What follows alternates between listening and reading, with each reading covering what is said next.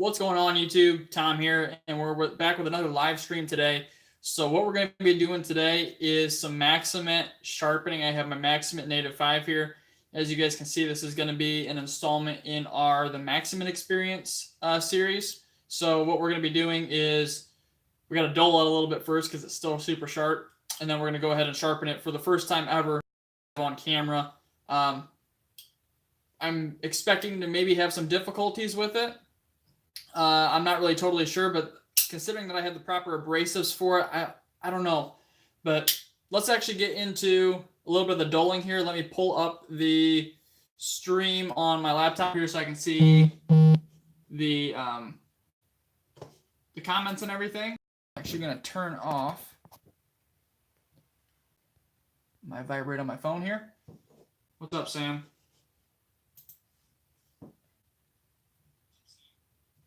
All right, so what we're going to do first, obviously, is just going to dull it. So I got a little bit of cardboard here that's actually too thick for me to use it for my cut test, but we're going to use it just to dull up the knife here.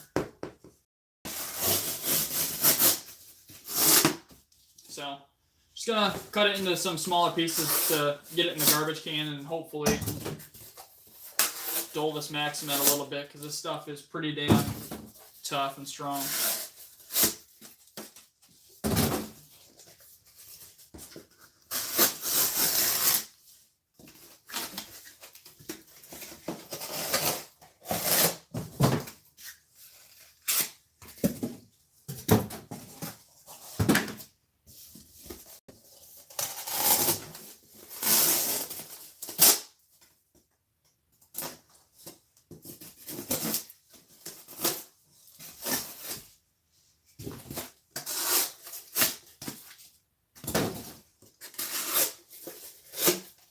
If you're just joining the live stream, what we're doing is just kind of dulling this Maxamet first before we get to sharpening it. I've had it less than a week, and it's lost a tiny bit of sharpness, but not nearly what I would want it to want to resharpen it. So we're gonna see, just how long it's gonna hold this edge for.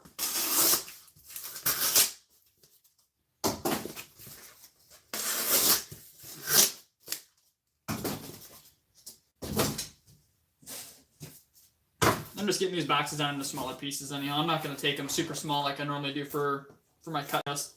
These boxes are too thick for my cut test, so I'm just going to use them right now just to dull everything up here.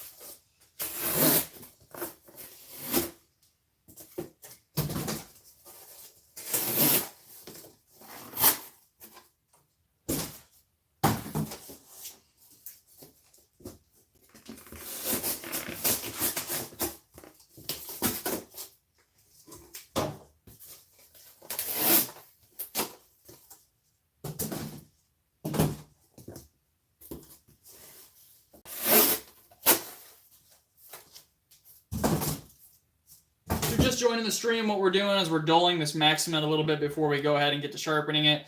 It's lost a little bit of sharpness since I've picked it up, but not enough to want to resharpen it quite yet. But I wanted to do a resharpening today while I had the time, and we're gonna do it right here live on stream, so we can work through any issues I might have with it, because I feel like I might run into an issue or two. What's going on, Troy? But this is my first experience with the Native 5, and I've actually been super, super happy with it. It's a little bit thicker. It reminds me a lot of the Delica. So they're two very similar knives as far as profile goes, but the Delica is quite a bit thinner than the Native 5, but they operate much the same way. I think the Native is definitely a little bit tougher. It's a little bit thicker blade stack, but yeah, I've been pleasantly surprised with how well this carries for as big of a knife as it really is.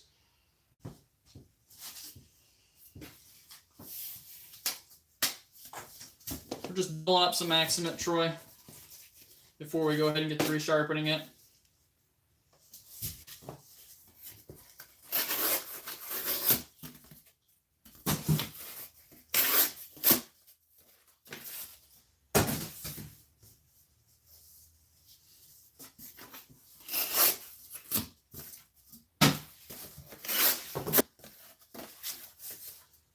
This stuff stays super aggressive and it cuts super aggressive too. It's a really impressive steel so far in my limited use of it.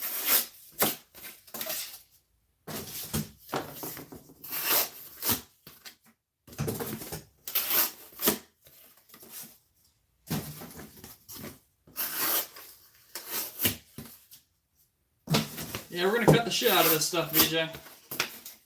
I got a bunch of it sitting down here.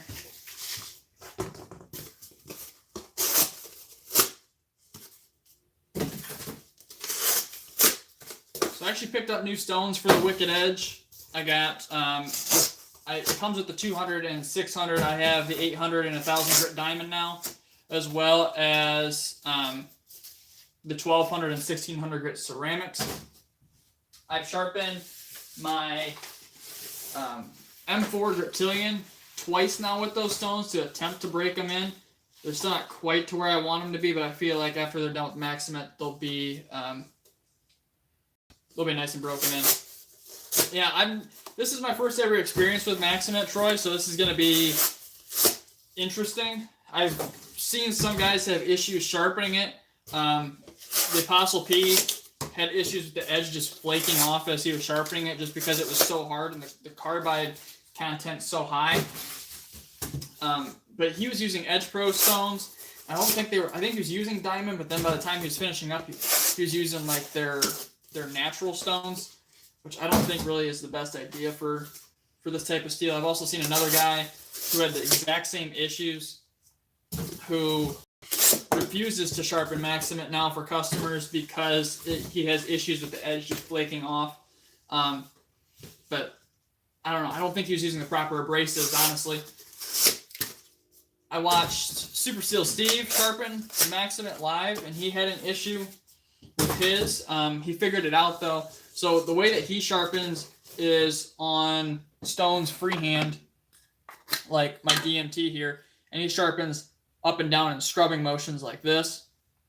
He started to do the sweeping motions, kind of more like that, and it was on his most coarse stone, and I think what happened was one of those bigger particles grabbed the edge and actually chipped out his edge, like the other guys were experiencing. But as soon as he went back to like the scrubbing motion, he fixed it. So we're gonna kind of see. We're gonna attempt to replicate what happened to him and see how that goes.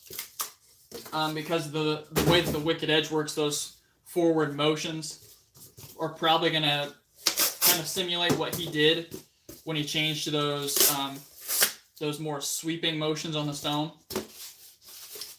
But if I have issues with that, I have a plan, and if that plan doesn't work, I have another backup plan for that. So we're gonna hopefully figure this out.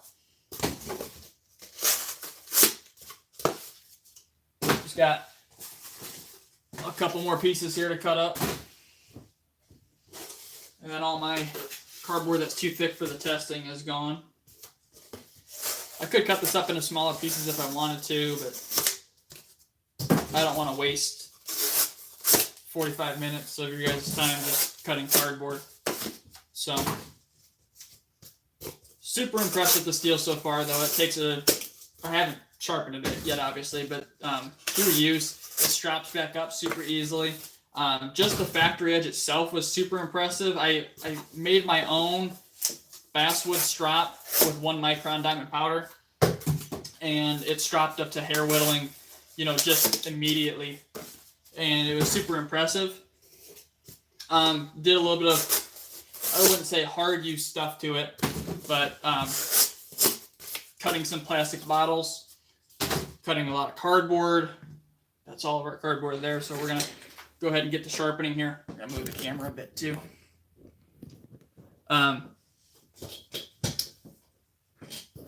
But even after that use, just strapping it back up, brought it back to hair whittling. I'm assuming that this is still computer paper slicing sharp. This is actually the only piece of computer paper I have right now. Oh yeah, that's still stupid sharp, but we're gonna go ahead and resharpen it here. Put our depth key in. A little bit of masking tape on the blade. Helps give that clamp something extra to grab onto.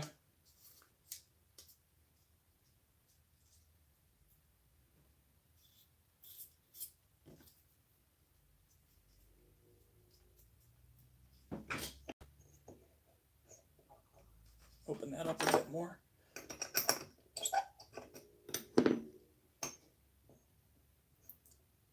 So, from a little bit of research, what I found with the ceramic stones from Wicked Edge is that they're the exact same manufacturer as the Spyderco ceramics. So, through the 2 sharpenings I've had, okay, or will just fall out of the vise.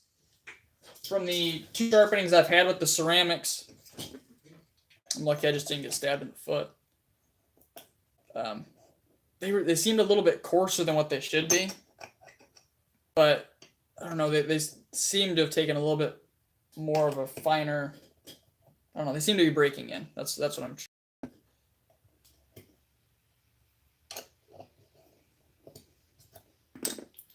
It's always a challenge getting these flat grind knives in here good.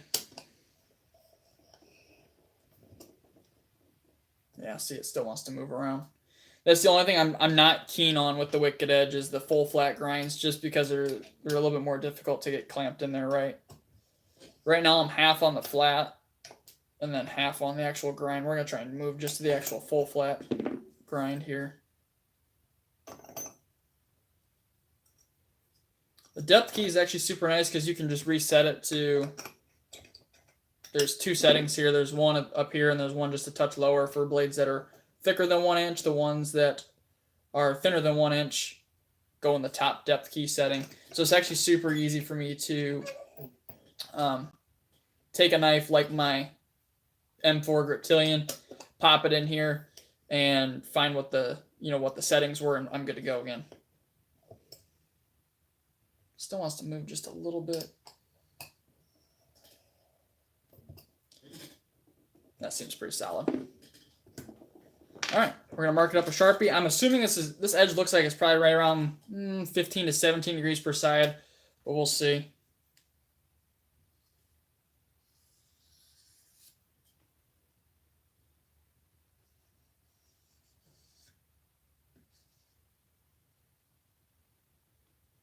And what's amazing is when I dropped that knife and it banged into the bottom of my desk here, it actually didn't chip. So we'll start with the 16 or 600 grit and see what we're at as far as angle wise.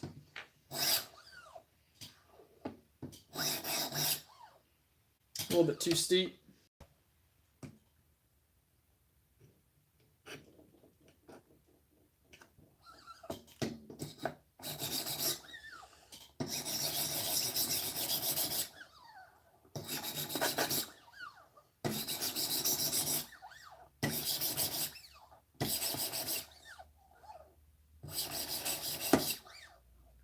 That looks pretty darn close. Let's try this side. What do we got over here? 20, 19, 18, about 17, which is what I was figuring. Oh, we lost focus here. Maybe. There we go.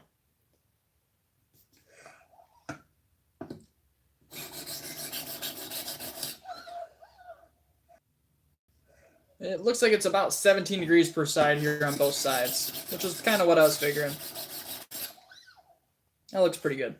So we're going to try and go with the 200 grit. We're going to try and replicate what Super Steel Steve ended up having happen with that edge kind of flaking out on him. I'm not really sure how this is going to go, but hey, I mean, that's why we're doing a live stream. You know, we never know.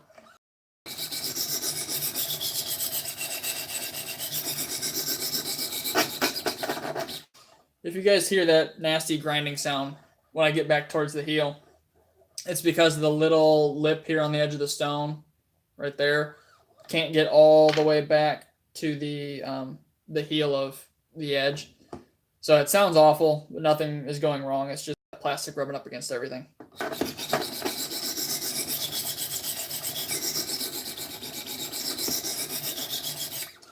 So because Maxamet's such a high carbide steel, we're trying to use really light pressure as well as not form huge burrs. So if I notice I'm forming a burr here, which I already am here on the very front section of this, I'm going to switch to the other side because what I'm going to try and do is I'm trying to this burr as much as possible, because the bigger that burr is, when I go to flip to the opposite side, the better the chance that the edge is going to flake off on me. So we're just going to kind of keep an eye on that.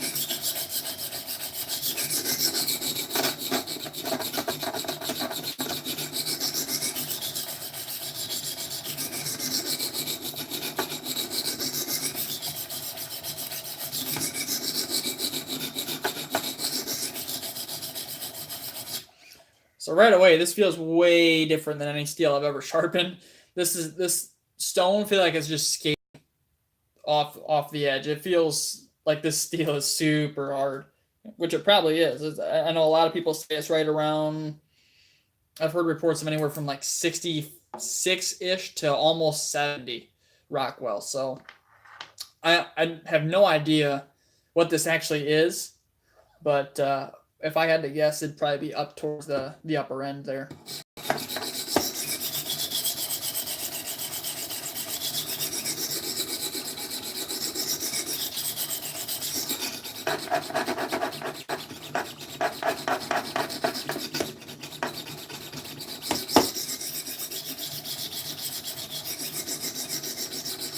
I did see your micarta scales, Troy. Those look awesome. I was actually going to get a hold of you and maybe see if you could make a set of scales for me for something. Those look badass.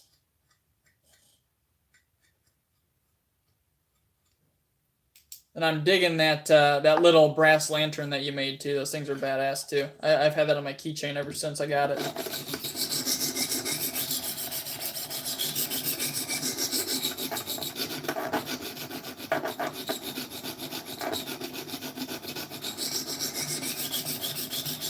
It hasn't yet, Steve. It hasn't yet. I mean, I'm already apexed. I'm trying to kind of get an even burr going here, but it hasn't yet. But I also haven't started the nice, forward wicked edge strokes. I think if it's gonna happen, that's where it's gonna happen. But I have a backup plan just in case that does.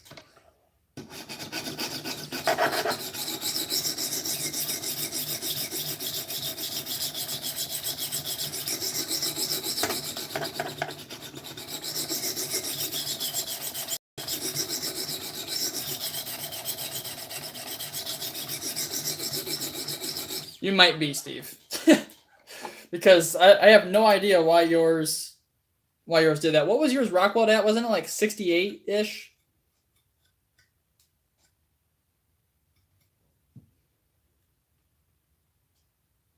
Seems like it's sharpening up real nice, just like anything else. It feels so much harder than other steels. It's kind of weird.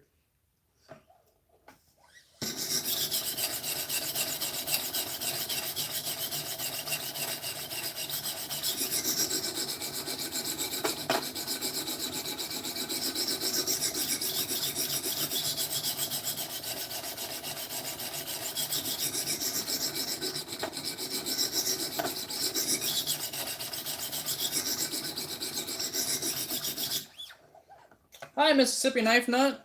Good to see you here. I don't know, like you said, you just found my channel, so what I do here is I do steel testing.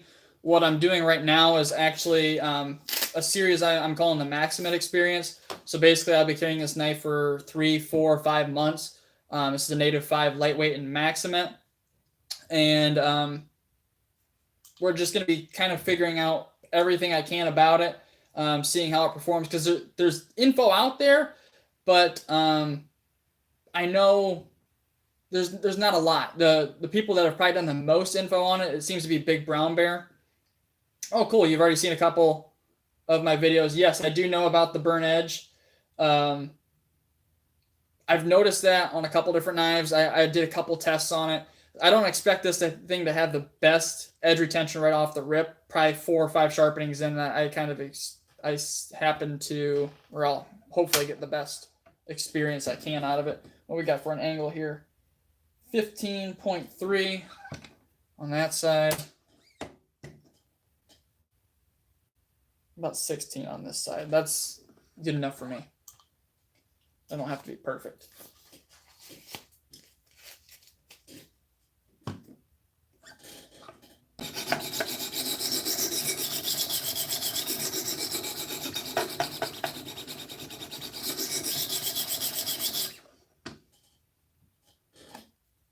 I'll check your channel out, Mississippi Knife Nut. I'm assuming you make videos too.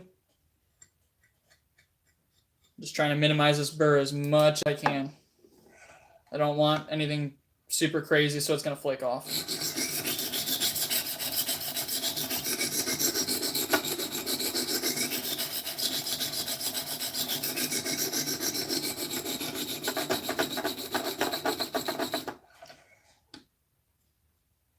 I seem to have a full burr, but I'm trying to just be super careful here. There's a spot down here by the ricasso that I haven't gotten yet on the right side.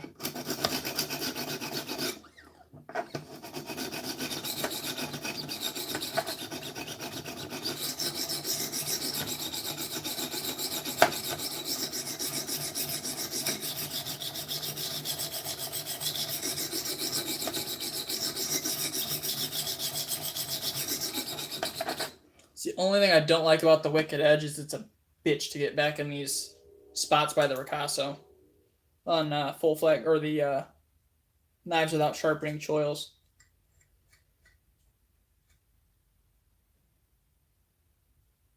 All right, we're looking pretty darn good here.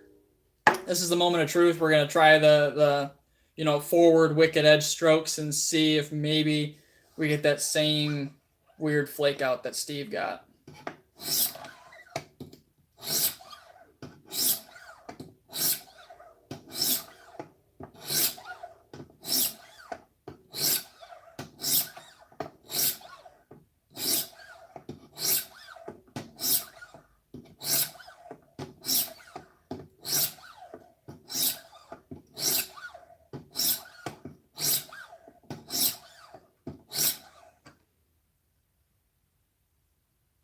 I don't seem to be experiencing that. Not yet, anyhow. Tell you what, though, this seems like it's going to take a sticky edge. I'm actually going to mark it up so that way I know I removed the previous scratch pattern when I was making those scrubbing motions. That's kind of what I do if I want to make sure that I'm removing the entire previous scratch pattern. It just gives me a visual cue that once that Sharpie's gone, that previous scratch pattern's gone.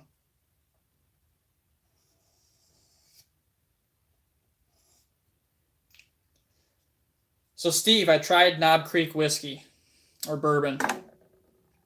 I gotta say, probably not for me. Not the biggest fan. Maybe it'll grow on me. I've only had one drink with it, but not the biggest fan.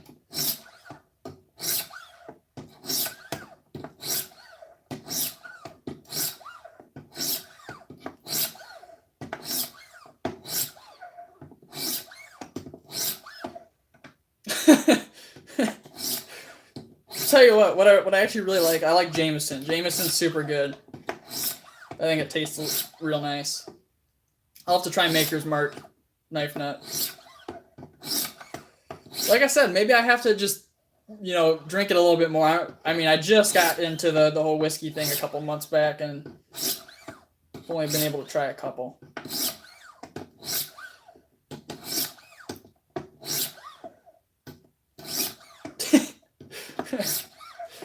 I think it tastes good. I don't know.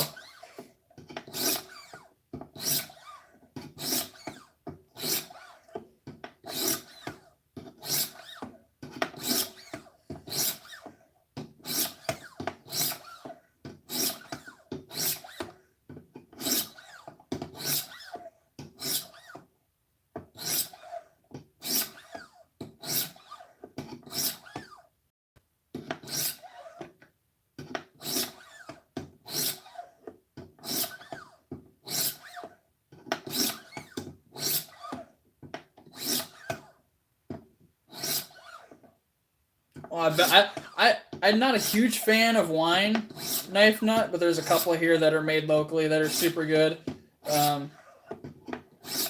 Seems like red wine a little bit more than white. Yeah, it doesn't seem like this stuff's flaking out. I've heard Wild Turkey's good. Troy. Yeah, this just seems like it's gonna take a sticky edge. That feels great.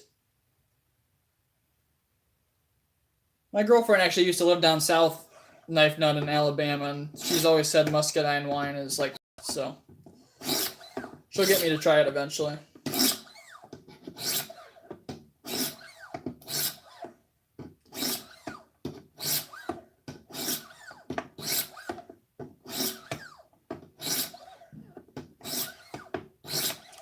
All right, seems like the entire previous scratch pattern is pretty much gone at this point. Edge feels great, honestly. I was kind of concerned with a higher carbide steel like this that it wasn't going to take that sharp of an edge or be a little bit more difficult to get a nice fine edge on it, but that feels fantastic. Like I said, I just got these new stones, the 800 and 1000 grit diamond, as well as the 1200 and 1600 grit ceramics.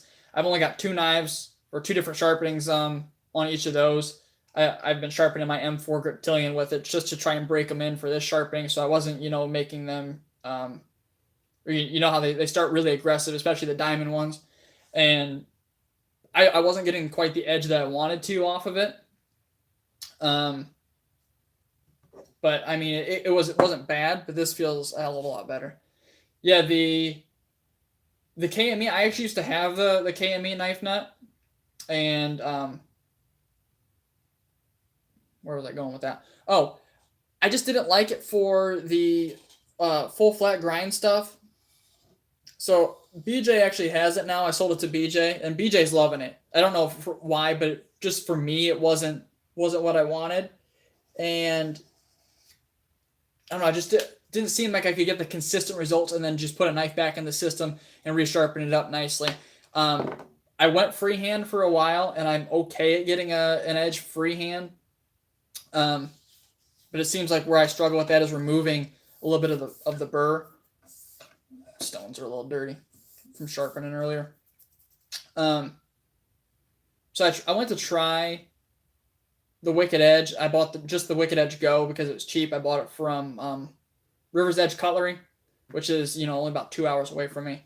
And the guys down there were super cool. So I picked this up, and I've really enjoyed it ever since. The only thing that I hate is that the stones are expensive as hell. I mean, it makes sense because you're getting 2 grits and you're getting 2 stones, but it's like $80 to $120 for a pair of stones. It's ridiculous. I spent like almost $200 on just those other 2 sets of stones. So that's the only thing I have bad to say about it thus far. Other than that, it's super solid. It's more solid than the KME. But the KME is a great system in its own right. It's better for other things, like the accessories are way cheaper, which I'll give it that. I've missed like the past 10 comments. I know you love the KME, BJ. I knew that you would. I mean, I think it's going to work better for what you kind of sharpen more than myself. Yeah, Steve, it seems like Maxamet's really sharpening up super well. It's been way easier so far. I don't want to curse myself than other steels. It seems like it's easier than M4 for some reason. I never really had, big issues with M4. So we just continue to do the little, forward motions away from the edge. Just further refining the scratch pattern and then getting the edge a little bit cleaner.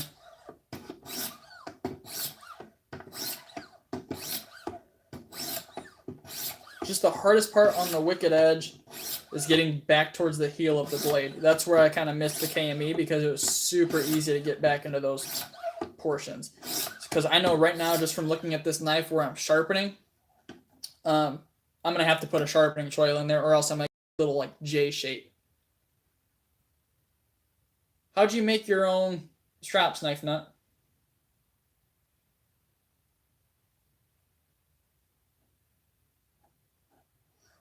See, sometimes I do that same thing though, knife nut. What I'll do is I'll go away like this and then come back into it like that, just to kind of minimize the burr a little bit more. What I've found with the wicked edge is it seems to want to hold on to a burr a little bit more going up and away for some reason.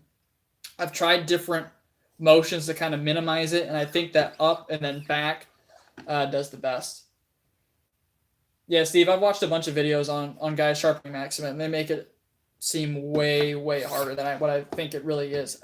I think the big issue is that they just don't have the proper abrasives.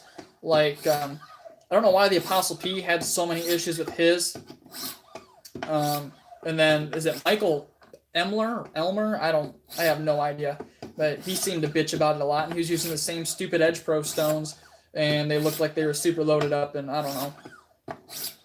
Just seems like he was giving up way, way before he even got into it. And more than likely, he was sharpening a factory edge, which there's a great possibility that it could have been burnt.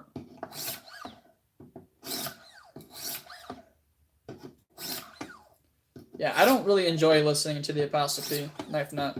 I don't know why his videos seem super long and drawn out, and I don't know, boring.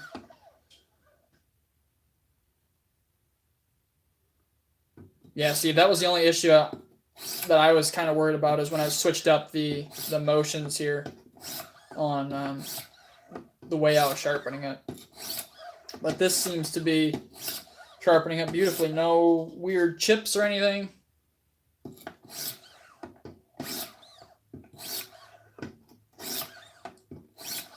Just seems to be, light pressure to let the diamonds do the work. And the steel will do what you want it to do.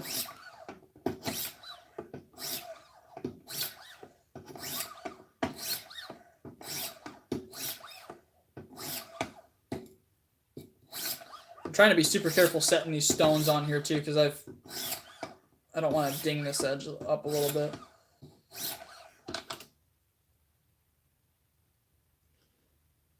It's looking pretty good, but I'm actually seeing a little bit of the burr still on there. So what I'm going to do is I'm going to do those up and then back strokes like I was talking about, to just kind of try and get rid of that burr a little bit. I'll do one each side.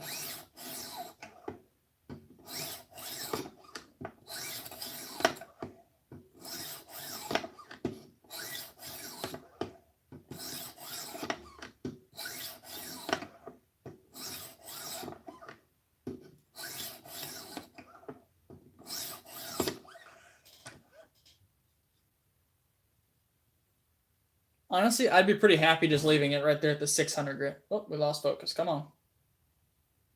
Come on. Maybe. There we go.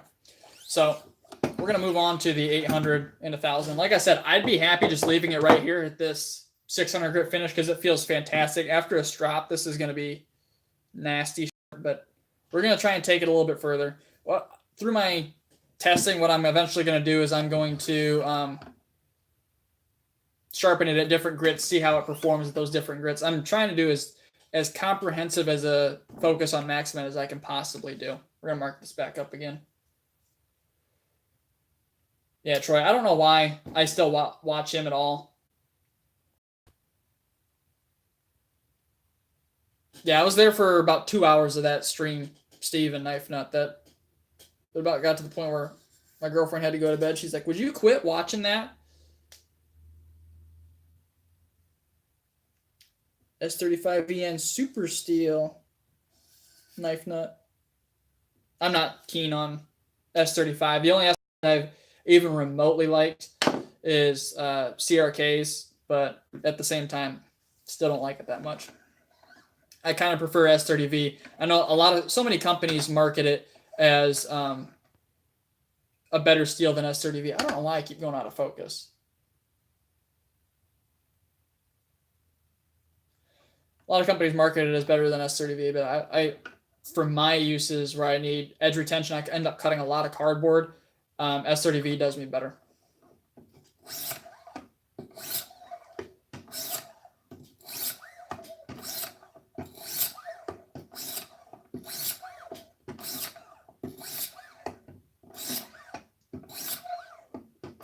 We're on the 800 grit diamond now. These are stones that aren't completely broken in yet, so they're probably cutting a little bit more aggressive than what they're advertised as.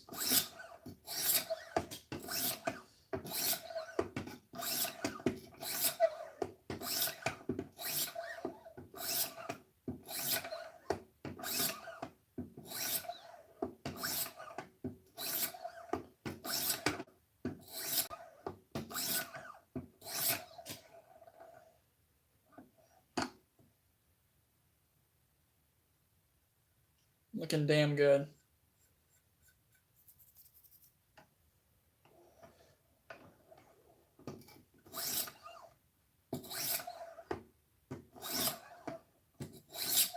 Anybody pick up any new knives recently? This is my latest pickup. I've had it for a little bit less than a week now.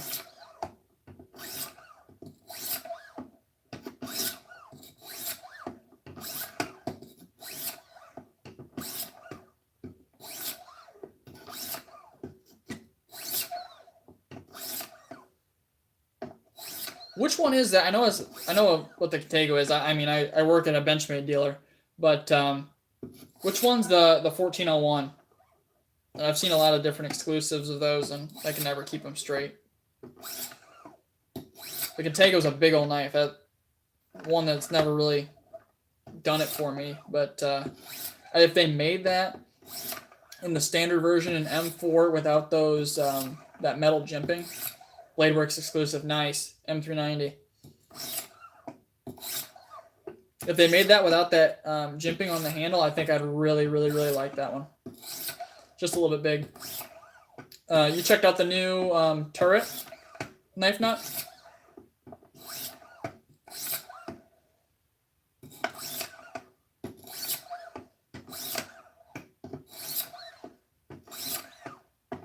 I really like the new turret. It's a big knife, just like the Contago, and the Adamas has the same bar on the axis lock as well as the same beefy springs, but it carries a hell of a lot nicer. Oh, I can see that. I'm a big fisherman too. If you look back further on my channel, I've done some fishing videos. Normally when I'm on the, I don't have a boat. I got a kayak. Normally when I'm on the kayak, with my knife that I carry is my Delica and VG10, but I'm pretty sure what I'm going to do now is take that Spidey Chef.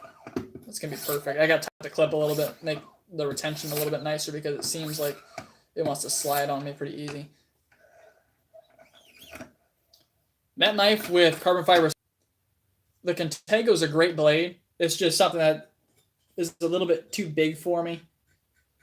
This feels awesome. That's just off the 800 grit.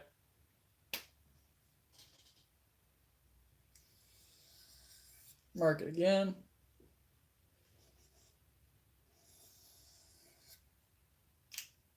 Move 1,000. So what I noticed earlier when I was sharpening my M4, I just realized is I never taped up around the pivot. So this thing's going to be gritty as all hell. Oh, well. What I noticed earlier when I was sharpening on my M4 Griptilian is there was a small defect in this stone on one of the 1,000 grit stones that seemed like it was a part that kind of stuck out a bit. I'm actually going to mark or tape this up because this fine grit tends to get into the pivot pretty bad. I do Sharpie after every grit if I'm trying to remove the scratch pattern to the best of my ability. If I'm trying to get a real nice, clean, uniform scratch pattern that looks really nice, that's what I'll do, just so I'm removing the previous scratch pattern completely, if that makes sense. It's something I used to do when I had the KME a ton. If I was trying to go for a mirror polish, I would do that just so I knew when I could move on to the next one. Because, I mean, you can see it with your naked eye just by looking at it, but at the same time, it's a hell of a lot for me just to look at the Sharpie, and when the Sharpie's gone, it's good.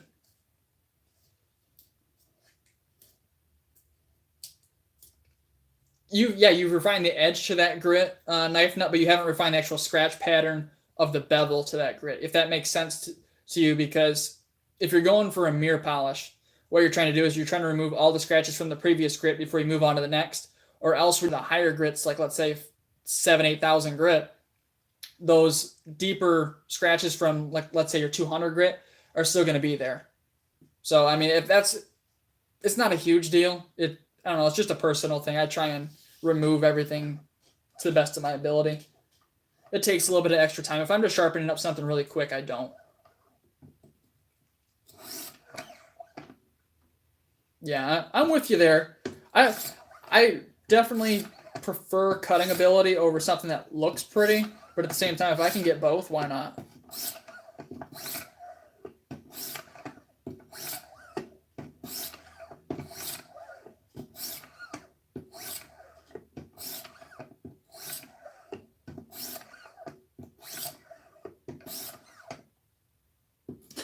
Yeah, when I had my KME, I was sharpening for people, and I'll never sharpen for people for money ever again because it just takes up way too much damn time. But it would take me a long ass time to finish up a blade.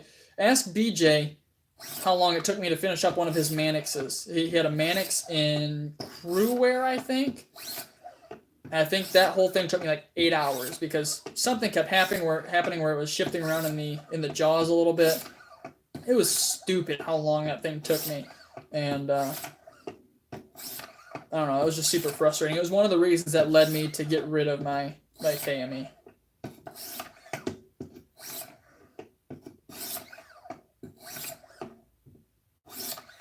I do miss the nice rubber-coated jaws of the KME, though. Those were awesome. I don't know why they don't put rubber on the inside of the jaws of the Wicked Edge, but whatever. Looking really good, nice and refined here. What we're going to do is we're going to do those same strokes again where we go up and then back into it.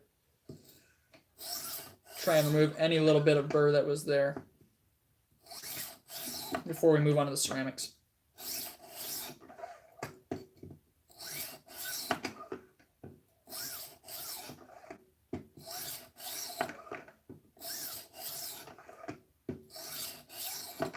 And again, super light pressure. I'm not using, it's pretty much just the weight of the stone.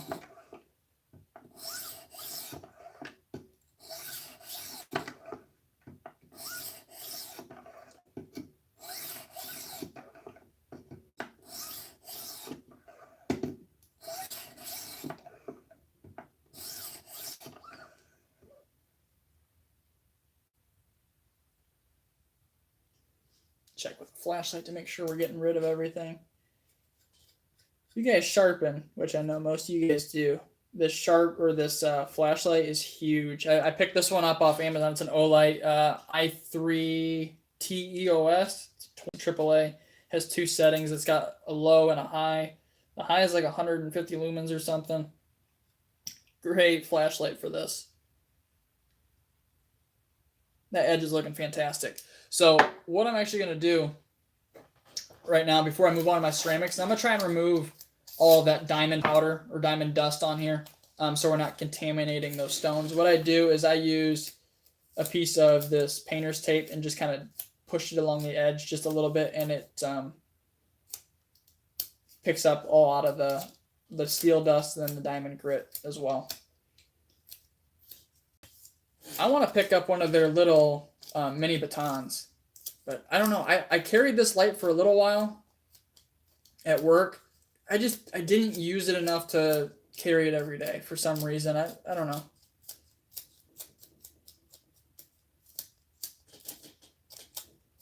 All right, that's looking pretty damn good. We're going to move on to the ceramics. One thing I'm curious about with the ceramics is if they stick up any further. It looks like they do just a little bit, so that's not a big deal. If they sat below, they wouldn't be reaching the apex. I never checked that on a couple of sharpenings ago. I don't think I've ever seen that one, knife nut. It feels weird. These ceramics are super light compared to the diamond ones because these are, I mean, they're obviously just ceramic. There's no metal base for them. But we're going to do the exact same thing. I'm actually not going to mark it up with Sharpie because that makes the stones look all nasty like you guys see here. You got a baton? Troy, how do you like it? They seem like they're an awesome light for being as small of a package as they are. Yeah, I think I'll have to pick one up. They're not super expensive either. And for this step, I think what I'm going to do is I'm going to continue to do the up and back. I have a Phoenix PD25 that I keep in the nightstand as well, just in case. And I really like that one. But that's just because we sell Phoenix at the store that I work at. I wish we carried Olight. I think Olight would sell super well.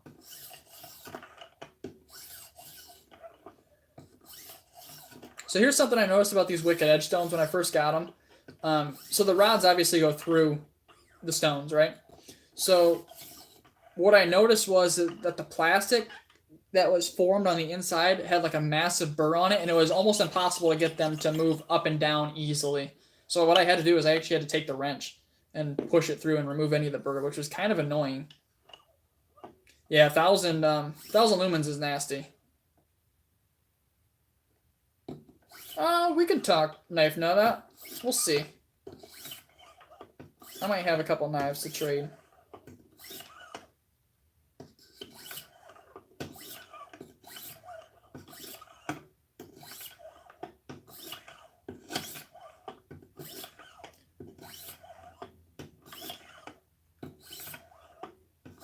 This is actually going quite a bit quicker than I expected. I expected this to be a longer live stream, probably 3 or 4 hours. So I think what I'm going to do is I'm going to sharpen up another knife too. I'll have a cut test coming Wednesday, and what it's going to be is D2 or American D2 versus China D2. What I did is found the cheapest D2 knife I could on Amazon. I just searched D2 knife and found the cheapest one possible. And picked it up. So I actually bought an Grow. I've heard of the brand before. Grow, I forget what the model was, but actually I got it right here. Bearings, it flips well. For 20 bucks, it's a nice knife. I already got this one sharpened up. It's sharpened like real D2. I swear to God, it sharpened just like real D2. It gave me hell. Well, I shouldn't say that. It wasn't that difficult, but it wasn't easy either.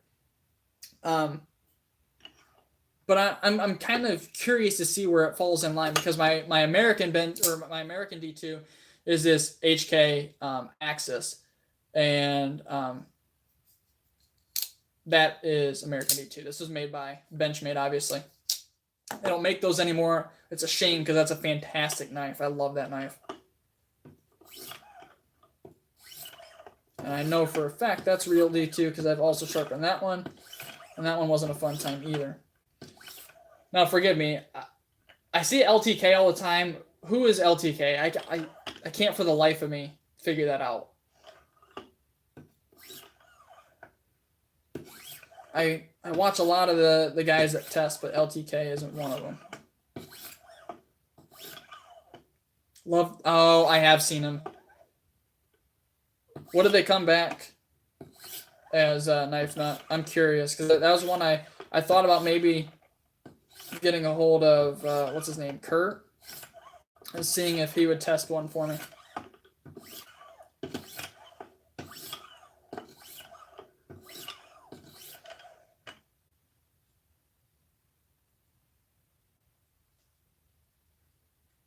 Yeah, this is coming up super nice and refined. I'm going to do a couple more of these up and back strokes.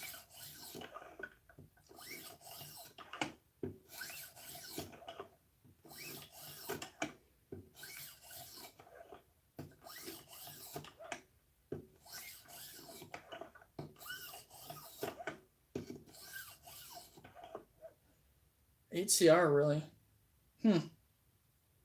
That's interesting. It didn't sharpen like HCR, though.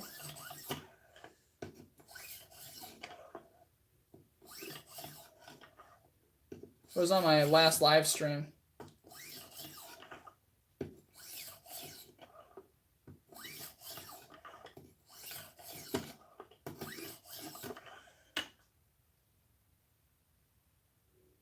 All right, this is feeling damn good. We're going to move on to the 1600 grit.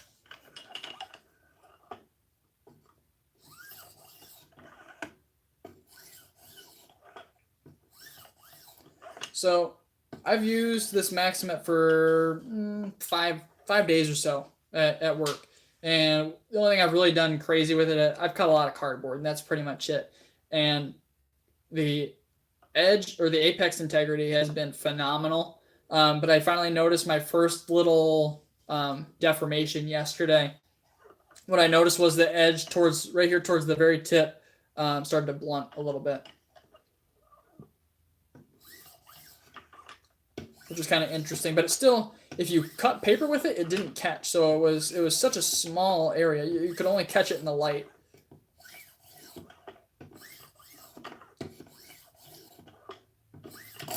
Ooh. That's the other thing I don't like about the wicked edge is if you're doing that kind of stroke, you can get the stone caught on it when you come back, which isn't a big deal because most of the time you're hitting plastic or your finger. I guess that is a big deal if you catch your finger, but it's not a big deal if you're catching the plastic because it doesn't really do much.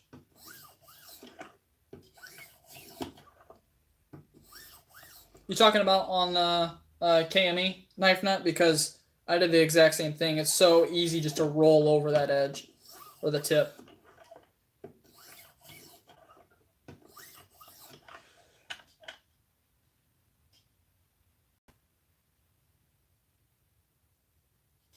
So that is actually a little bit coarser back here towards the back. So I'm actually going to do a couple of the up and down strokes here on the back to try and refine that a bit.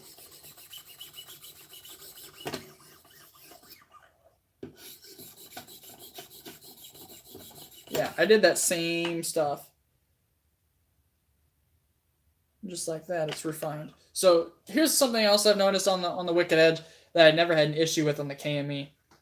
So when you're making these strokes up and out, or just in that general direction, what you're doing is, let's pull out a knife blade here. So what you're doing is you're actually aligning little micro teeth to come out this way on the edge, which is, it's great. I mean, the little micro teeth are a good thing. They help you cut better. But if you do sort of draw cutting, that's horrible. That's not what you want because they're facing the opposite way and they're not going to catch. So I didn't do it on this knife. I'm going to try it this way on future sharpenings, but you can sharpen back and away this way. So what that does is it aligns those micro teeth going back the opposite way, and when you put or draw cut, it grabs a little bit better. It definitely has a lot more aggression to it. So that's something I plan on doing here in the future. We're going to test out just different ways that you can sharpen these. Yeah, knife nut. I'm glad I'm not the only one too. I first noticed that, and I had to look it up, and on Wicked Edge's forums, a lot of people were noticing that. So it's so much easier for me to sharpen out and away though. And if you get it to a certain point of sharpness, it doesn't matter anymore. Once that edge gets so refined, those teeth aren't really there that much anymore. And it doesn't seem to make a huge difference. But at the same time, I feel like with I'm not going to a mirror edge here. We're just going to 1600 grit finish, which by any stretch of the imagination isn't super refined. But I definitely think that a 1600 grit finish could probably benefit from going back towards the heel. Plus, what I've also noticed is that it actually helps you get back towards the heel a little bit more because you spend more time back there, because as you're coming back, you're reaching up and you're kind of dragging further along that. Whereas if you're just going out, you're just barely touching that part for just a second. So you kind of have to focus on it. See, I never noticed that too much on the KME knife nut. I don't know why. Might have just been the way I sharpened on it. Do you do more of the scrubbing motions, or do you do what I used to do on the KME is kind of go up or out, like, I don't know how to say it really. Trying to think of a good way to show it here on camera from where I'm at. I kind of moved out towards the tip and then come back in like nice little sweeping motions. That's the way I would do it. It seemed like I got better results that way. And actually, it would align that scratch pattern to do what I wanted it to do.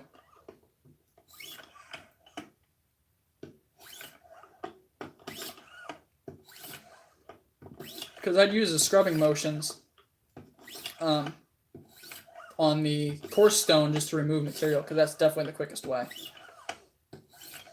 I know here on the Wicked Edge, what they tell you is to they tell you to do 20 strokes on one side and check if there's a burr. It just takes way too freaking long to do that. It's so much easier just to use the scrubbing motions and then remove that scratch pattern later. Yep, that's exactly what I did, knife nut. so much easier that way.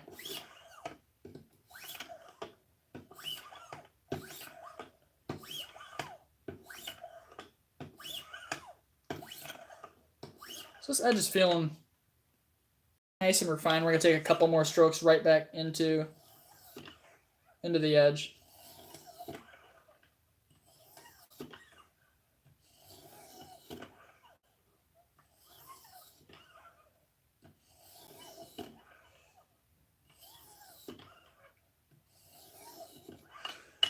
I don't know when you joined Knife Nut, but I was telling the people at the very beginning of the stream is that this factory edge was fantastic.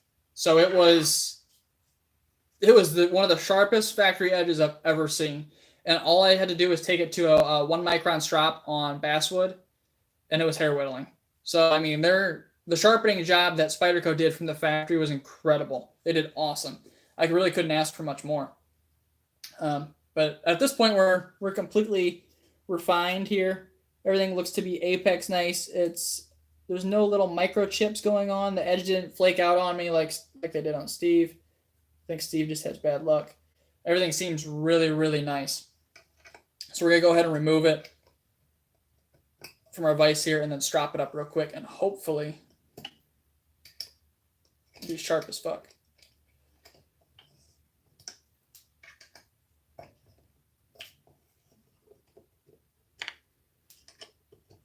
Was it one of those cheaper Rikes? Yeah, that edge looks awesome.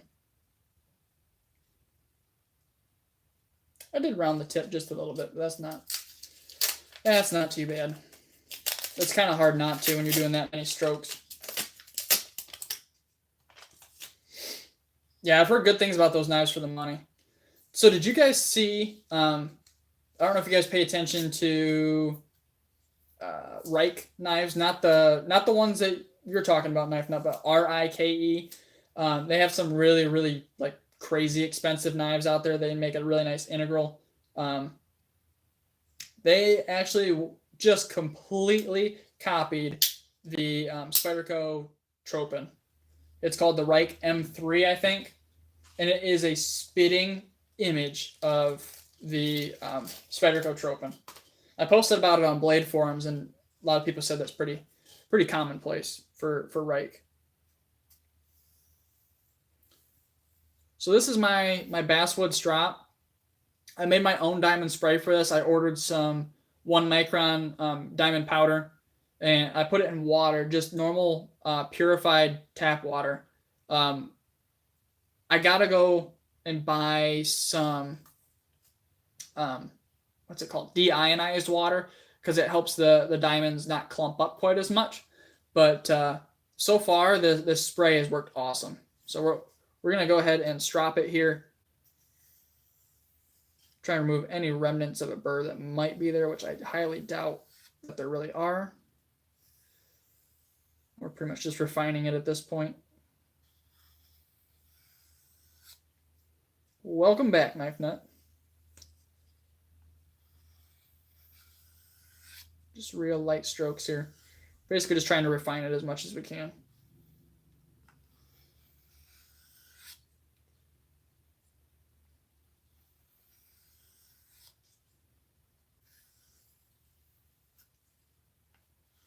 So I wasn't sure what that 1 micron diamond spray, like when companies make it, I wasn't sure what they make it out of or like what the fluid is. So I tried oil, like really light honing oil at first. Don't ever do that. It was awful. It was super thick. It was just terrible. The diamonds clumped together. It performed like a 10 micron spray. It was awful. See, I need to get some other leather. I have a leather strop now, but it has like buffing compound on it. It was back when I first started sharpening. And don't get me wrong, it works, but I don't know. I actually really like wood to strap on more than anything. Let's see. It feels pretty good, but it still feels a little bit coarse. I don't know why. Yeah, it's still real coarse.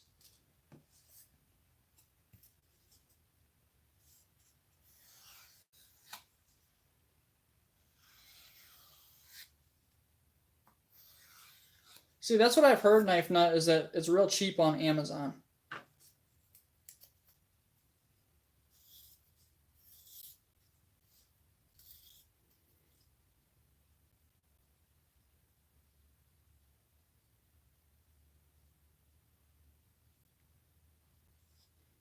See, and this is one of the reasons I do this kind of stuff live, or I wanted to do this live, because I'm not getting quite the results that I want to out of it.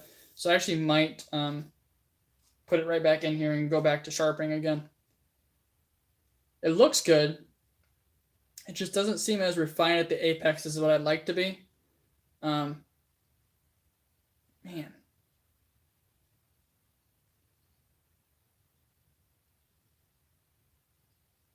Well, there's no flakes or chips in it. It just feels a little bit coarse.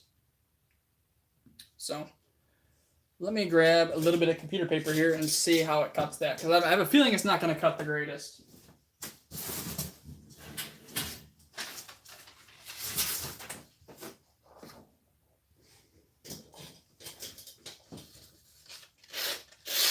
Yeah, it cuts, but it's got a lot of tooth to it still. So actually what I think I'm going to do is I'm going to put it right back in here, and I'm going to do what I was talking about and go back towards me for most of the sweeping strokes. This might stress this edge out a bit, trying to change the scratch pattern, but we're just going to roll with it.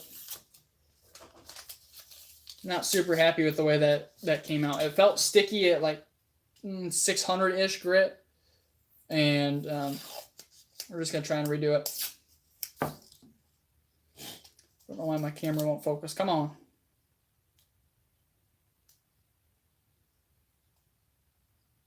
There. Or not. Come on.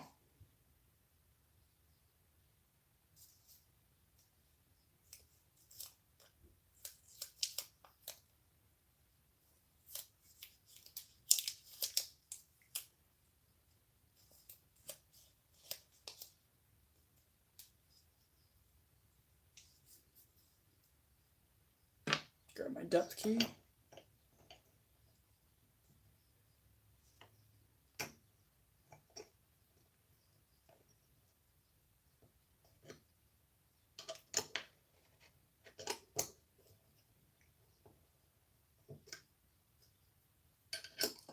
Yeah, we're gonna go right back to the 200 grit stone. We're gonna try and get that scratch pattern going the opposite way. Honestly, I really just don't like those out and away strokes that Wicked Edge recommends. I just don't think that they do a really good job at refining the edge for some reason. I'm just not a fan.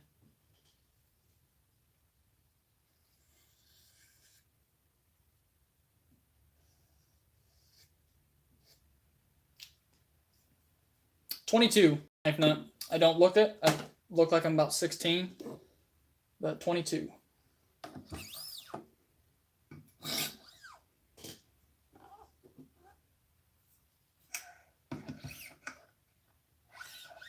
I know I do. Let's take a look here. So here's my plan. What we're gonna do is we're gonna do the scrubbing motions as we did last time, and then we're gonna refine the scratch pattern and go back from tip to heel. And then what we're gonna do after that is we're going to move on to the next grit. And we're gonna do the scrubbing motions again, making sure that we're forming a full burr on every grit before we move on to the next. And then we're gonna do the scrubbing or the motions tip to heel again, just to refine the edge. This is why I want to do this on live stream, because we're gonna try and figure out what Maxamet kind of likes. It seems like going out and away from the edge wasn't really what it wanted. So actually, I'm gonna go grab a water bottle real quick. I'll be back in like 10 seconds.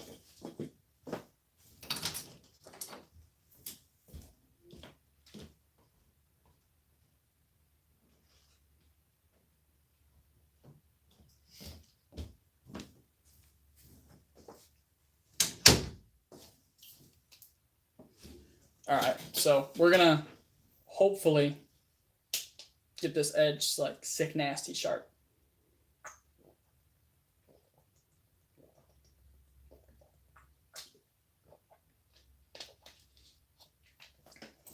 So I'm not gonna make any like formal statements on the whole Benchmade situation, but what do you guys think of the whole Benchmade thing? Because there seems to be a lot of people out there that are pretty upset over the whole deal.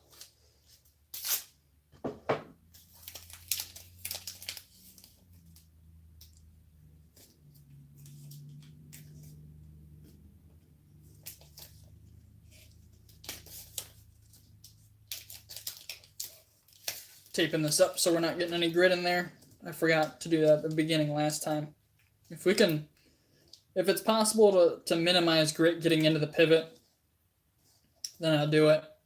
Otherwise, it's not a huge deal. My Griptilian was drop shut smooth earlier, and then I forgot to put that put the tape on here. So what it does now is it's kind of gritty. I know I'm gonna have to clean that out here soon.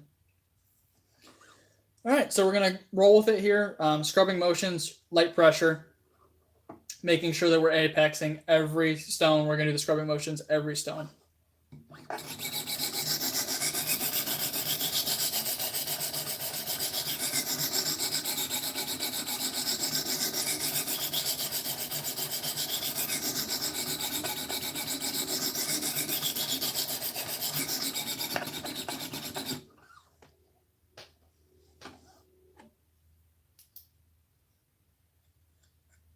Nice small burr already.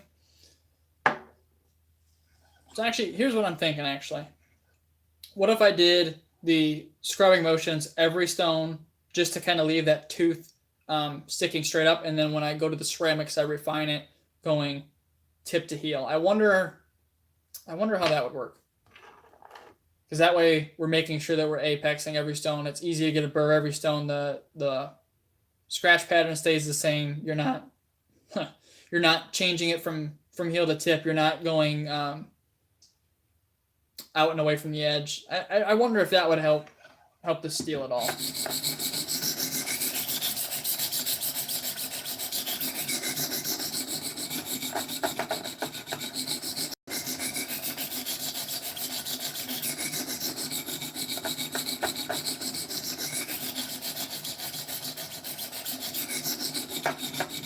Yep, there's only one way to find out, so we're going to roll with one of them.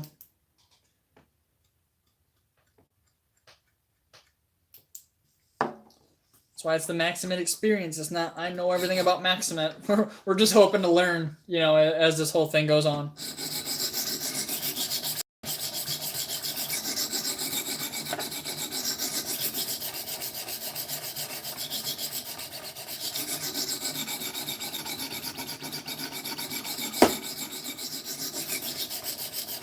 So Troy, what I did was I'm doing the heel to tip strokes, and I got to the very end, and it just wasn't as I would expect the edge to be after 1600 grit.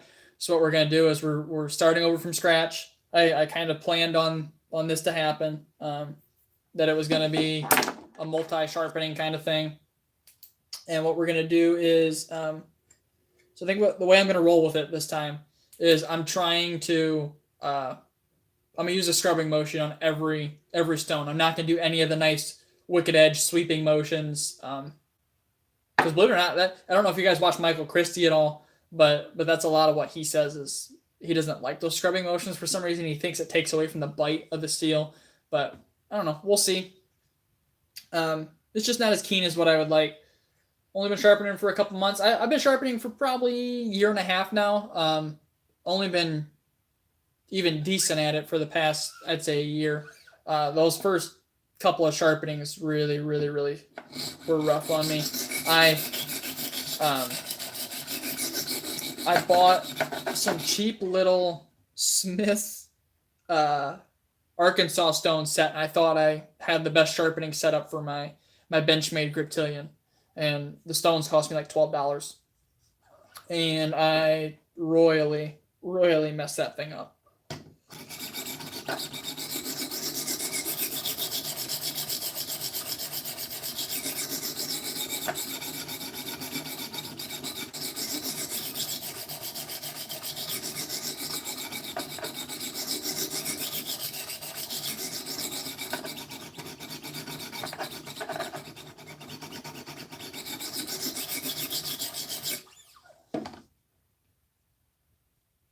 So when I sharpen freehand, I can get a nice even bevel, but where it seems like I struggle is burr removal for some reason. It's a little bit tough. My best results when I try and remove the burr is if I raise the angle ever so slightly and make super, super light strokes. It seems like it cuts the burr off better for me.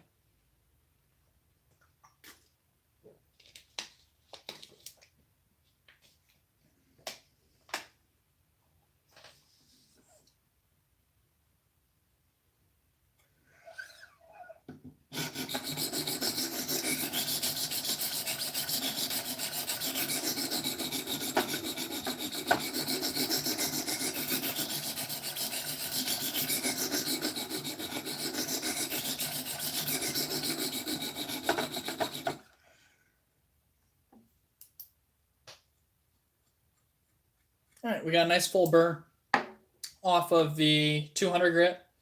Doesn't seem to be any chipping or anything on it. This steel actually seems very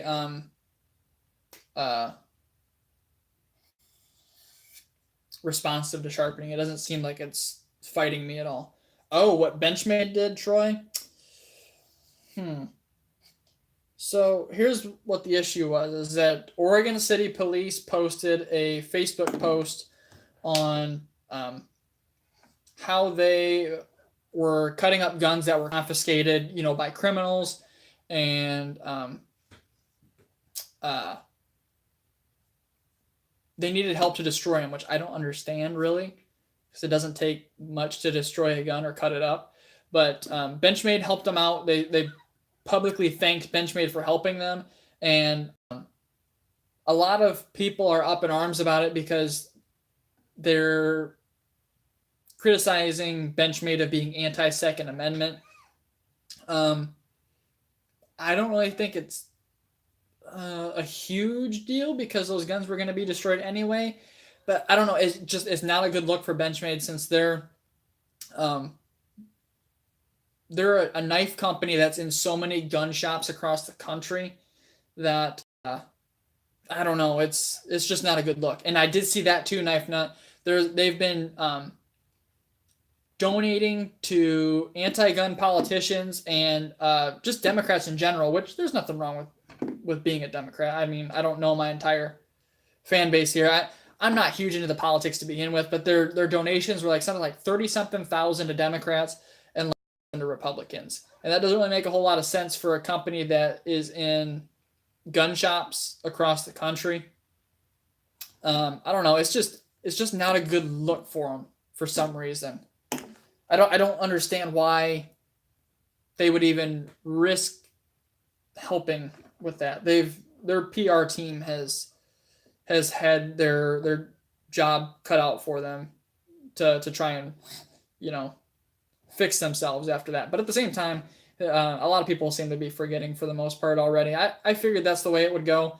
I haven't struggled to sell Benchmades where I work since the deal, so it's not a huge deal. It seems to be to a lot of people. It's just there's so many people on the internet that are louder than everyone else. So yeah, I don't like buying new Benchmades anyhow, Knife Nut. I think their prices are a little bit high for what they are, and don't get me wrong, they make nice knives. There's nothing wrong with the knives that they make. I just would never pay retail price for them. Secondary market, that's fine.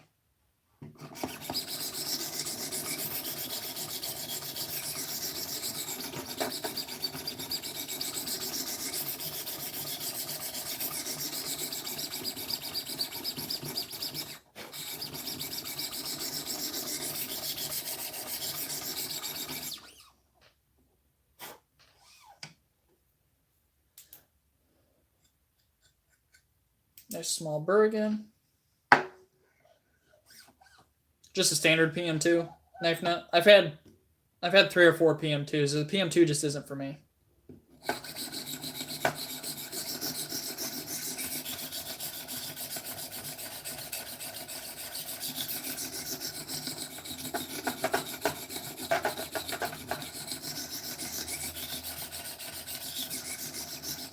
Oh, duh. I completely forgot about that. Yeah. S35VN. Their sprint, I don't know why they even call that a sprint run anymore, because they put it out so much.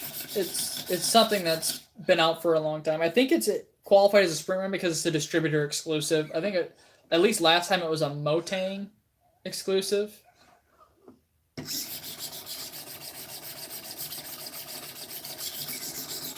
But it's nice that they offer that, you know, for the guys that want S35VN over S30V.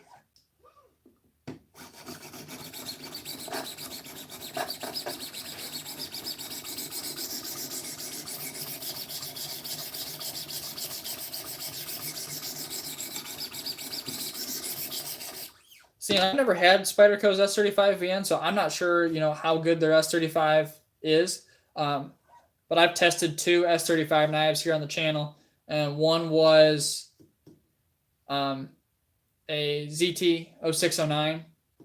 The other's my Chris Reeve Small Sabenza, and the ZT S35 was terrible. Like, edge retention was like VG10-esque. It was awful. So...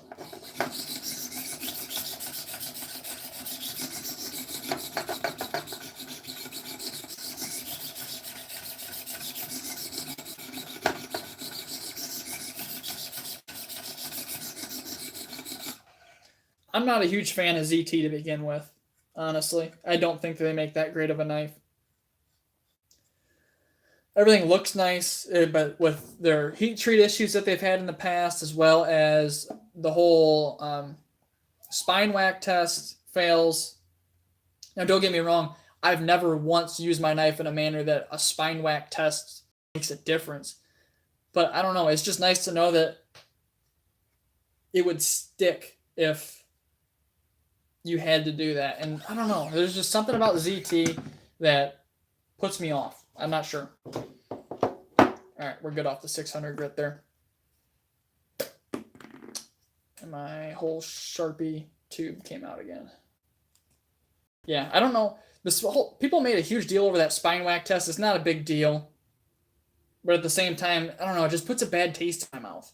I don't understand. They haven't changed their lock geometry one bit. I have one at the place that I work that I can feel the lock just pressing on the back of it.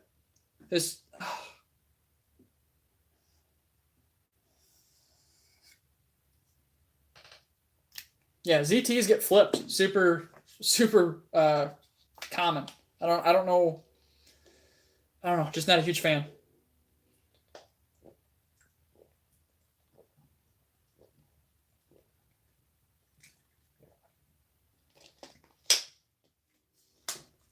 All right, on to the 800 grit. Notice I haven't done any of the sweeping motions to refine it whatsoever to this point. And oddly enough, it doesn't seem like it has that those little micro teeth that I was talking about earlier. I have a 456 knife nut, and I really like the knife, but it's a brick. It's like 7 ounces, and it's not even a big knife. It's like a 3 1/4 inch blade. But it flipped fantastically. It looks great. I love Sienkiewicz designs. They're awesome.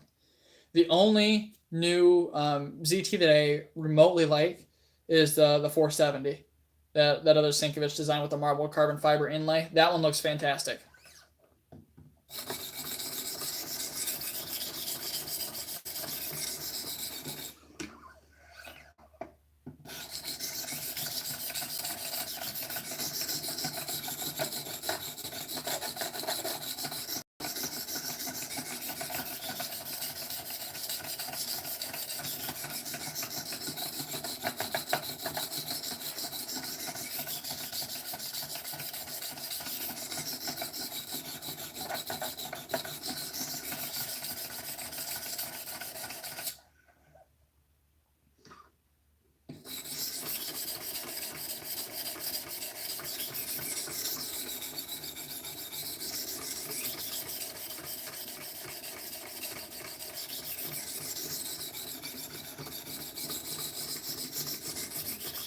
The Kershaw Link. I like the Kershaw Link, actually.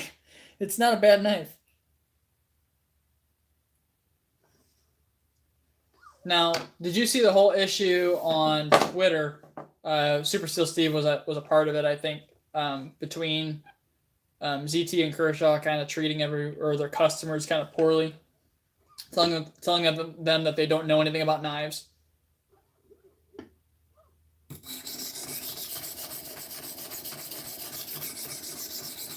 Yeah, that put a sour taste in my mouth too, and I'm not sure I'm going to buy any ZTs or Kershaws for the foreseeable future. That's kind of crap. That's something I griped about that in my 0609 review is that stupid pivot tool, and I don't understand why ZT waited like 8 months to put that thing out after the knife. I don't know if they had production issues. They should have just come out and said so if that was the case. Yeah, that was awful. And plus, being the issue being that the the tool itself was like $15. I had someone comment on one of my videos the other day saying that the reason that they didn't include that tool with the knife was that ZT doesn't allow disassembly. Now, everything I've always heard is that they allow disassembly. They honestly encourage it to take care of your knives. It's a lot like Benchmade, that they have the exact same warranty as Benchmade. You know, no matter what happens, it's pretty much covered as long as you don't use your knife as a pry bar or, you know, it just wears out through use, that kind of thing. But the guy was trying to tell me that they don't allow disassembly and include the tool with it, which I don't think is the truth.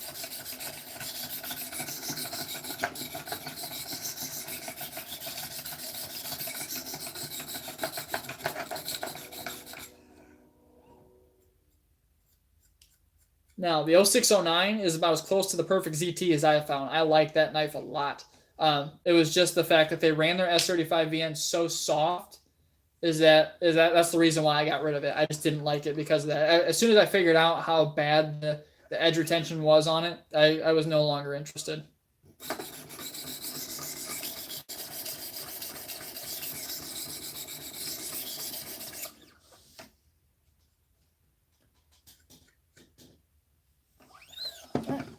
Yeah, so what happens with me when I buy ZTs, I don't know why I just took that out. I need the 1,000 grit on these. What happens with me when I buy a ZT is I really like them for like a week or two, and then the excitement's gone. I don't like them anymore after that time period.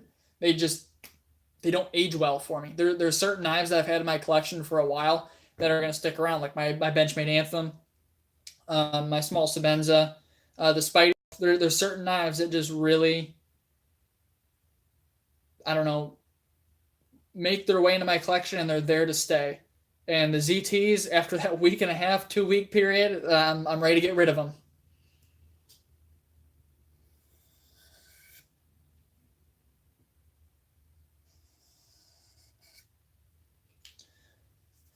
All right, edge is feeling pretty damn good again. We're still doing the scrubbing motions instead. It seems to be coming up a little bit better doing this, but we'll see when we get to the end.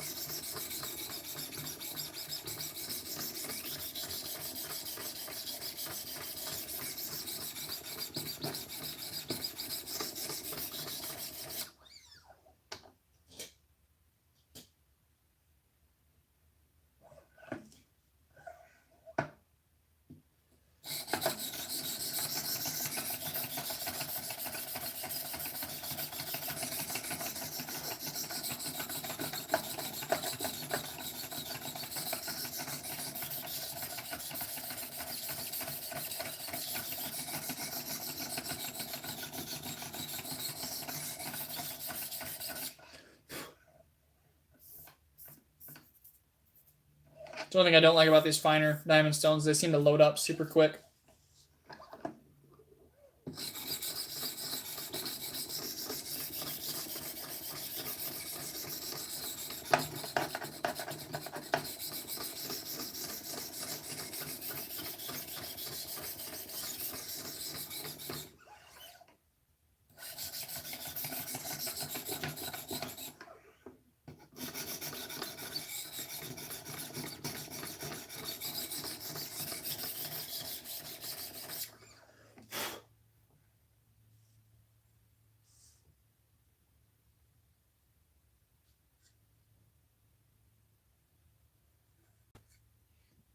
This edge is feeling really good. It's still got a lot of tooth to it. After the 1,000, definitely could use a little bit of refinement. Just kind of confused or wondering whether I should go with a couple of the sweeping motions to try and get rid of the burr, or not get rid of the burr, but trying to refine that a little bit. Or well, I think what I'm going to try and do is I'm going to try and do a couple real light motions like this right back into it.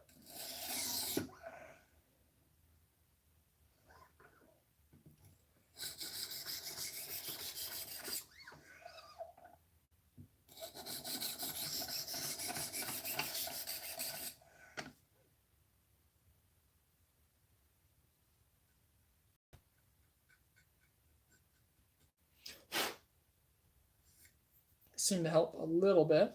All right, we're going to move on to the ceramics here. So again, we're going to try and remove any of that diamond dust near the edge so they're not getting on the ceramic and possibly contaminating it.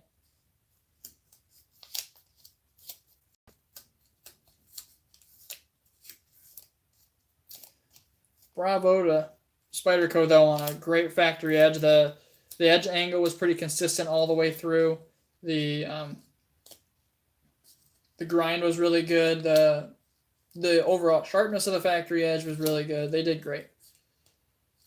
Yeah, Gorilla Tape would probably work even better than this. This stuff loads up super quick, the painter's tape. But the painter's tape's super cheap. So, and I like that it doesn't leave any residue normally. I don't think the Gorilla Tape would either. I made that mistake on the first couple of knives that I sharpened on my KME. I just tried to wipe the grit off and scratch the hell out of them.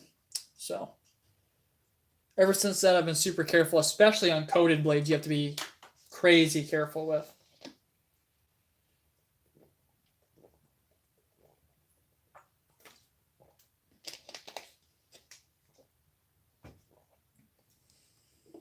I got a coworker who's going to give me his Hinder XM18 to sharpen. And that one's DLC coated, so I got to be super careful.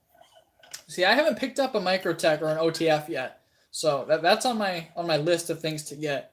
I've always kind of wanted one. I just haven't no practical use for it yet.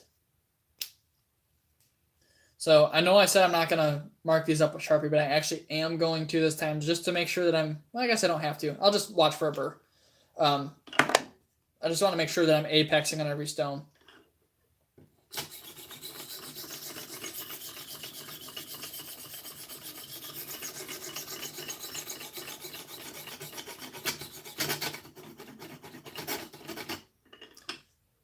See, that sound that you guys just heard right there was actually the corner of my stone digging into the whole heel here.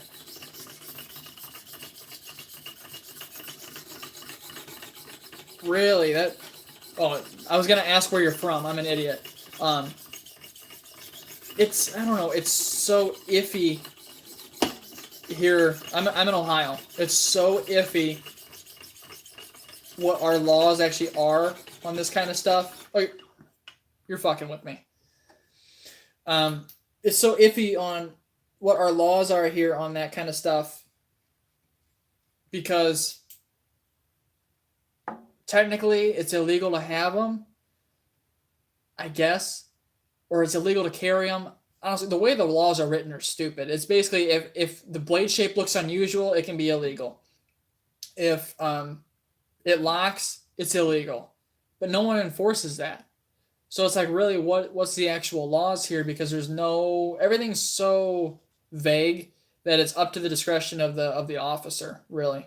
The only thing that I have to worry about around here is certain big cities have different restrictions. Like Cleveland has a 2.5-inch blade length limit, just like Chicago does.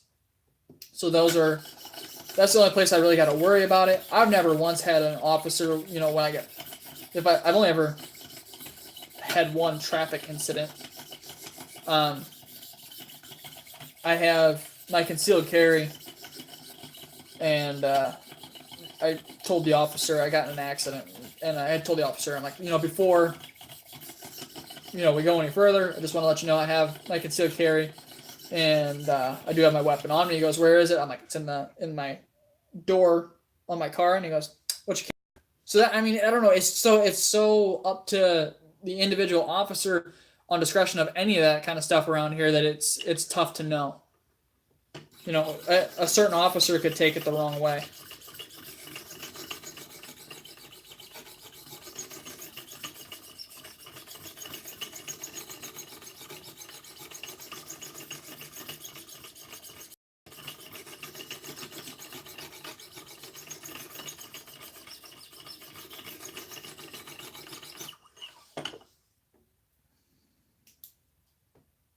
Like, what do they tell you, Knife Nut? That it's illegal to carry it, or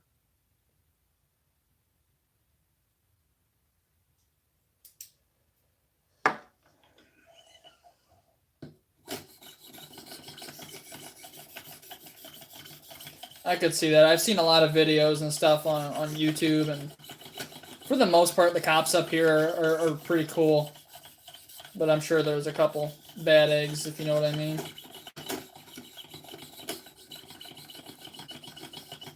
So the corners of this are getting caught on the very heel of the blade, and this Maxamet's just eating the ceramic alive. A little powder's flaking off the corners of the stone.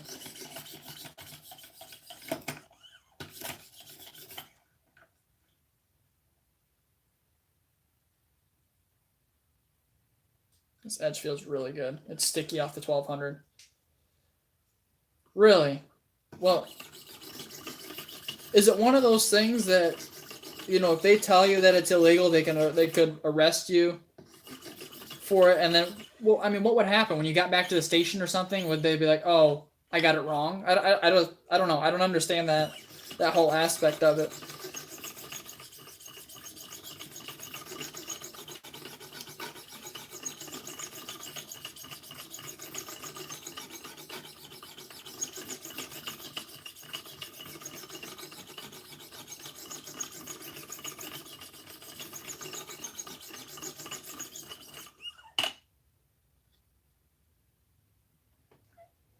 All right, let's try the 1600 grit now.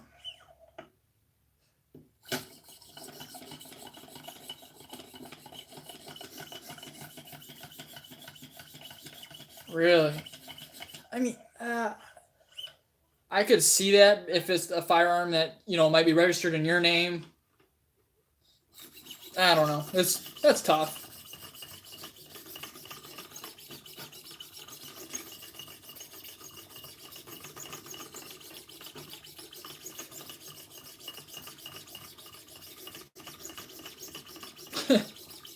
Yeah, just I don't know. I don't understand. It should be a nationwide thing. The state shouldn't have to, you know, have different laws. If the federal law, you know, is concealed carry, or let's say, you know, you have concealed carry as far as federal law, then all the states should have to go by that. Same with like knives. So I mean, let's say the federal law says that, you know, switchblades are now legal, then every state should have to go by that. I understand that the states can make other laws. But I don't know. As far as like rights and stuff like that, I feel like they should have to. I don't know. I feel like they should all be the same. It's such a hassle that I wanted to go on vacation to Chicago. I've been to Chicago 4 or 5 times in my life. I wanted to take my girlfriend there, and with it as dangerous of a city as it is, and then I figure out that I can't take my concealed carry weapon there with me, then what's the point of me going? I'm not going to Chicago, to some place that has the most gun violence in the U.S. if I can't carry my firearm. I mean, I'm not a big guy. I mean, you can see that I'm not a big guy. Without a firearm, I don't know. It makes no sense. Without a firearm, I'm at a huge disposition compared to anybody else.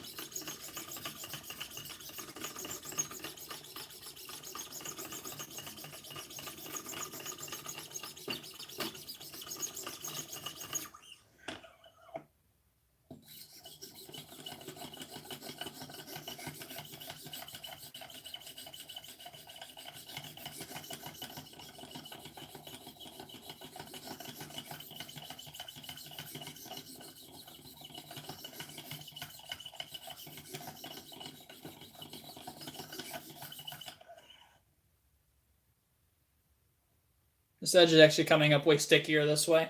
It doesn't look the best compared to, you know, what it did with the nice scratch pattern going heel to tip, but I don't know, looks are secondary to performance to me.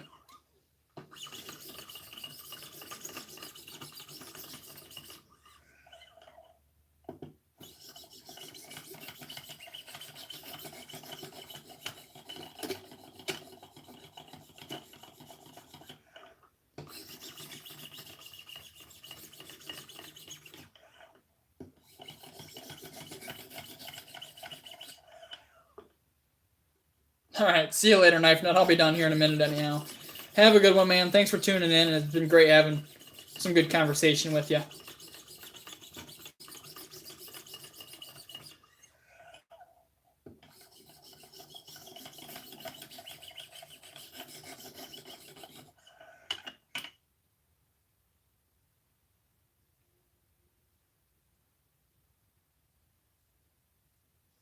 All right, this edge is feeling really, really good. I think I'm good to take it off here. We're gonna take it out, see how it cuts, and then strop it up because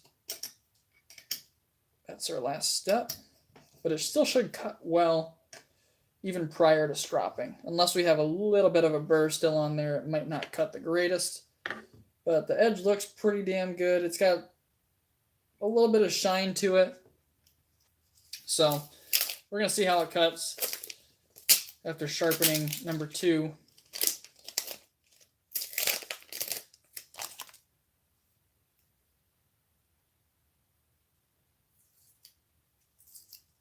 Both times it sharpened up great, though. It doesn't seem too difficult.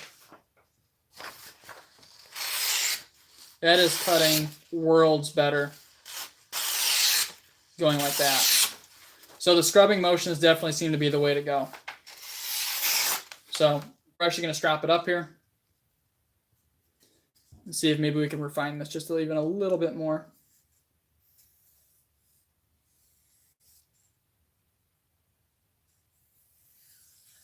Troy, were you the one saying that you didn't know a whole lot about the Maxamet?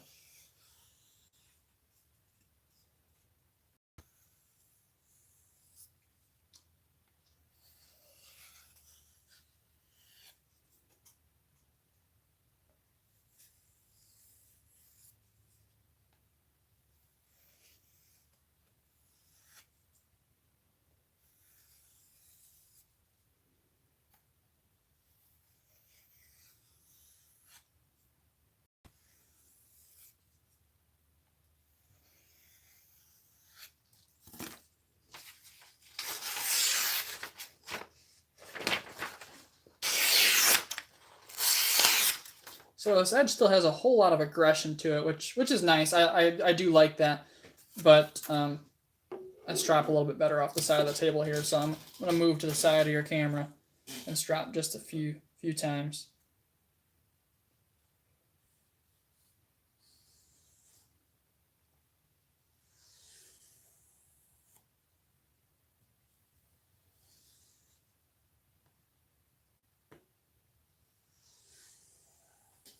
And that definitely seemed to sharpen up a whole lot better that way.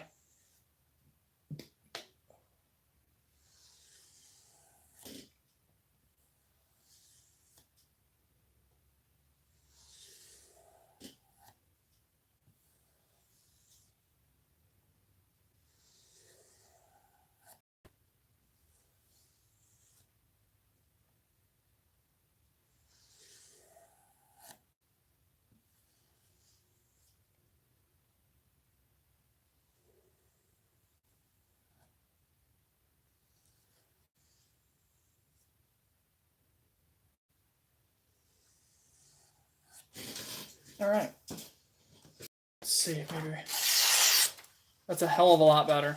It's got really good performance off of that sharpening. It just seems way, way, way sharper. But it's still got a lot of aggression in the edge, which is awesome. That's kind of what I want. I don't think it's going to be able to whittle a hair, but hey, we can give it a shot, right? It's a little bit too short. We can try and whittle a hair, I guess.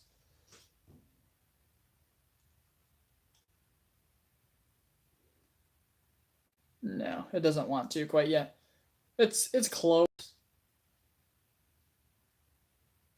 but it's not quite there, which is okay. I didn't think that I'd probably be able to get it to that. It would take a little bit more refinement on the edge.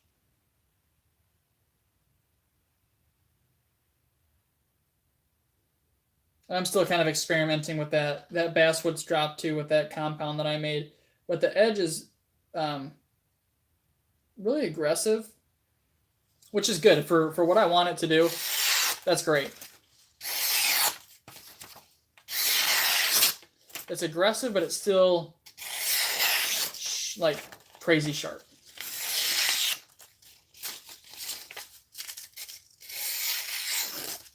If I can make those little S cuts in it, that's pretty damn good.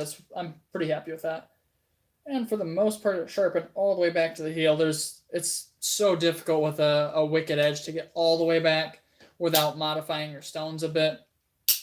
But yeah, that seems to be a heck of a lot better off that second sharpening. Could definitely use a little bit more refinement, but I'm not going to complain too much off of that. That's a great working edge.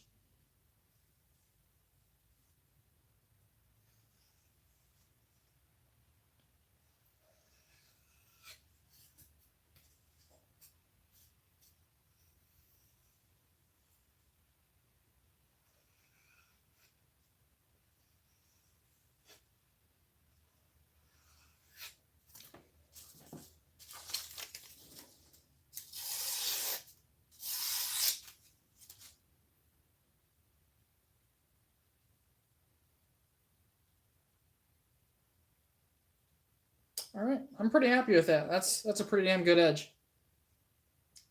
So far off of the first sharpening, Maxamet does not seem to be nearly as difficult as what everyone says it is. That was really no different than any other steel.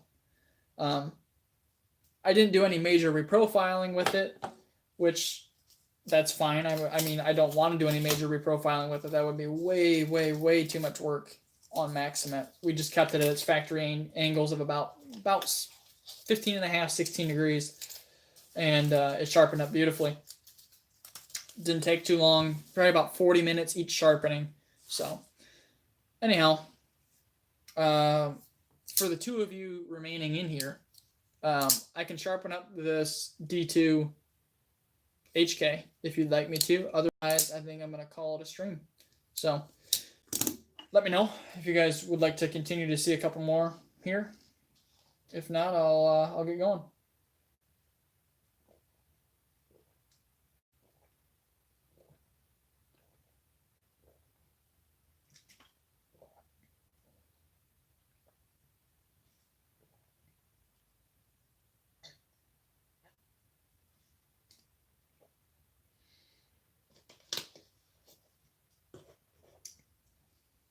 All right, guys, I think I'm going to end up getting going here. I don't know if you guys can see the edge we just put on here. Nice and even. Semi-polished. Still got a bunch of Sharpie up top there, but that was the goal of today's stream, was to get this all sharpened up and looking pretty-ish. About as pretty as you can get off of a 1600 grit. But everything looks nice. It cuts well. It's gonna be a nice serviceable edge for week 2 of the Maxamet experience. So there we go. Anyhow, guys, thank you guys so much for tuning in. I really enjoyed all the conversations I had with all you guys, because this was a lot of fun. I hope you guys enjoyed the first live sharpening of Maxamet. I enjoyed it a lot more than what I thought I would. It went really, really well. And I think for the next sharpening, we'll be back live again, which who knows when that'll be, considering how long Maxamet holds an edge. So anyhow, thanks for tuning in, guys. And as always, have a great